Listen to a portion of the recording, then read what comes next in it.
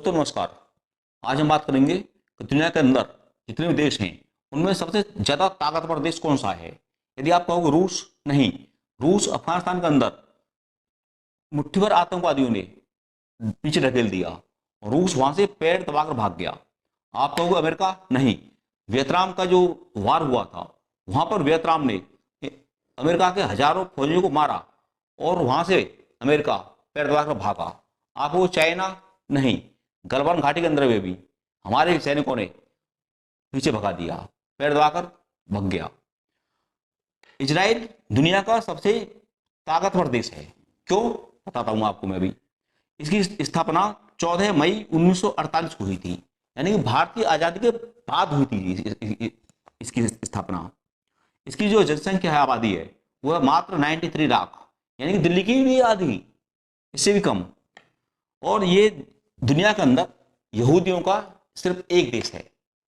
और यहां पर पूरी दुनिया के अंदर 143 आतंकवादी संगठन हैं और इन्होंने हर देश के अंदर निर्दोषों की हत्या की है, बम विस्फोट किए हैं। पर ये आतंकवादी इजराइल के अंदर एक पटाखा भी नहीं चला पाए आज तक। ये रिकॉर्ड है। ये बताता है कि इजराइल ताकतवर देश है। पहले मैं आपको वो बताऊंगा जो इजराइल की 10 बातें हैं खास, जो किसी देश के अंदर नहीं है। यहूदी दुनिया के अंदर किसी भी देश के अंदर रह रहा है तो वो ऑटोमेटिक इजराइल का नागरिक माना जाता है। दूसरी बात, यहूदी परिवार में कोई बच्चा जन्म लेता है, मान लो इंडिया में कोई यहूदी परिवार है और वहां किसी बच्चे ने जन्म लिया है, तो वो ऑटोमेटिक इजराइल का सिटीजन माना जाएगा। नंबर 3, आतंकवादी इजराइल के देश के प्राइम मिनिस्टर या प्रेसिडेंट का किडनैप कर लें और कहें कि आतंकवादी को छोड़ दो, तो वहां ये नियम है, चाहे आप पीएम को, प्राइम मिनिस्टर को मार दो आप, पर आतंकवादी नहीं छोड़े जाएंगे। हमारे देश के अंदर नहीं है बात। अगली बात, वहां की जो सबसे प्राचीन भाषा हिब्रू वहां चलती है। हमारी भाषा प्राचीन संस्कृत हमारे खत्म हो गई, उनकी सभ्यता आज भी चल रही है उनके यहाँ पर। इनके पास, इजराइल के पास जो पानी होना चाहिए अपनी जनसंख्या, अपनी आबादी के लिए, उसका मात्र 2% है। फिर भी इजराइल ने ऐसी टेक्नोलॉजी विकसित की है कि भूमध्य सागर का जो नमकीन पानी है उसको ये पोर्टेबल वाटर, यानी कि पीने योग्य पानी में कन्वर्ट करता है। ये टेक्नोलॉजी दुनिया में किसी के पास नहीं है।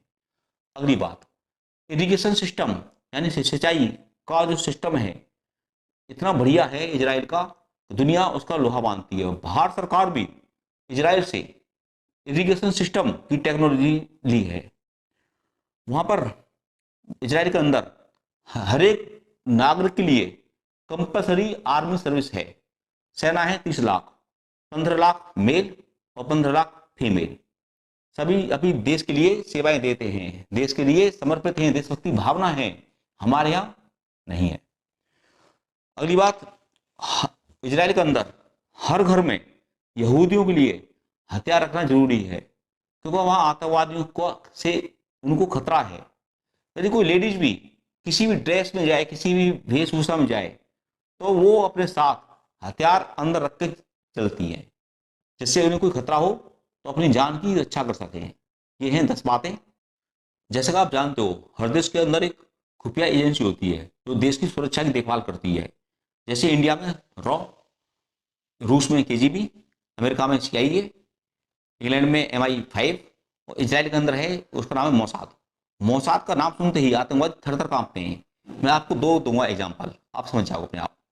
1972 के अंदर ओलंपिक खेल हुए थे म्यूनिख, जर्मनी में। आतंकवादियों ने 11 खिलाड़ियों की हत्या कर दी थी, इजराइल के जो थे। इजराइल की संस्था मोसाद ने जो जहां जहां आतंकवादी छिपे थे उनको चुन चुन कर मारा और हर आतंकवादी में 11 गोली मारी, बदला लिया। यह है मोसाद। दूसरी घटना बताता हूं आपको मैं। 1976 में आतंकवादियों ने इजराइल के एक जहाज का किडनैप कर लिया और उसको लेकर वो युगांडा चले गए। वहां जो था तानाशाह, वो था इदी इमीन। दूसरी इंपॉर्टेंट बात, 1976 अंदर आतंकवादियों ने इजराइल के जहाज का किडनैप किया और उसको लेकर के वो युगांडा गए। युगांडा का जो तानाशाह था वो था इदी अमीन। वो उसने हिंदुस्तानियों को देश से बाहर कर दिया था उनकी संपत्ति अपने कब्जे में कर ली थी। आतंकवादियों ने मांग रखी कि इजराइल 53 आतंकवादियों को छोड़े और $5 मिलियन दे। इजराइल ने ये बात स्वीकार नहीं की। इजराइल की जो पॉलिसी है आतंकवाद के प्रति वो है जीरो टॉलरेंस, और वहां पर कैसे उन्हें छुड़ाया जाए ये समस्या थी। इजराइल ने अपने जहाज के द्वारा कमांडो भेजे।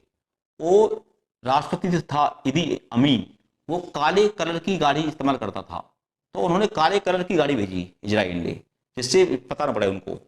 उतरने के बाद मुठभेड़ हुई और जहाज कैसी भी रडार की पकड़ में ना आ जाए नीचे रख करके 30 मीटर की हाइट पर वहां उतारे कमांडो अपने, और मुठभेड़ हुई। मुठभेड़ होने के बाद अपने देशवासियों को छुड़ाया, और उस घटना में इजराइल का सिर्फ एक सैनिक शहीद हुआ था। उसके बदले में युगांडा के जो आतंकवादी थे और 48 को मारा और 30 जहाजों को नष्ट किया। यह है मोसाद। दुनिया में मुसलमानों के 57 कंट्री हैं, और ये सारे कंट्री इजराइल से हेट करते हैं सिर्फ इस बात पर कि इजराइल ने फिलिस्तीन पर कब्जा क्यों कर रखा है। और इन्होंने मिलकर के तय किया कि इजराइल पर एक साथ हमला करें हम। और जो इसके पड़ोसी देश हैं वो हैं मिस्र, सीरिया और जॉर्डन।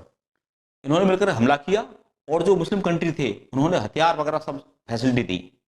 इसके बावजूद भी इजराइल ने मात्र 6 दिन के अंदर, घटना है 1967 की, 6 दिन के अंदर इनको हरा दिया, और मिस्र की वायुसेना को मात्र 15 मिनट के अंदर धरती पर ला दिया। इसका परिणाम क्या निकला? मिस्र से गाजा इलाका छीना, और सीरिया से गोलन हाइट्स छीनी, और जॉर्डन से वेस्ट बैंक पर कब्जा किया। यानी कि हरा भी दिया और इनके इलाके में कब्जा भी कर लिया, मौकी खिलाई। इसलिए हम कहते हैं इजराइल दुनिया का सबसे ताकतवर देश है। क्या आप भी इजराइल को ताकतवर देश मानते नहीं मानते? यदि और किसी को मानते हो तो मुझे कमेंट के माध्यम से मुझे बताएं, और क्यों मानते हो इस आधार बताएं मुझे आप। और मेरे channel Sanjeev Bhardwaj educational videos को सब्सक्राइब करें, और मेरी जो वीडियो है इसमें अपने विचार रखे हैं, बताएं कि इजराइल जैसा ही देश हमारा देश होना चाहिए। इसके बारे में अपने दोस्तों को मेरी वीडियो को शेयर करें, लाइक करें। जय हिंद, जय भारत।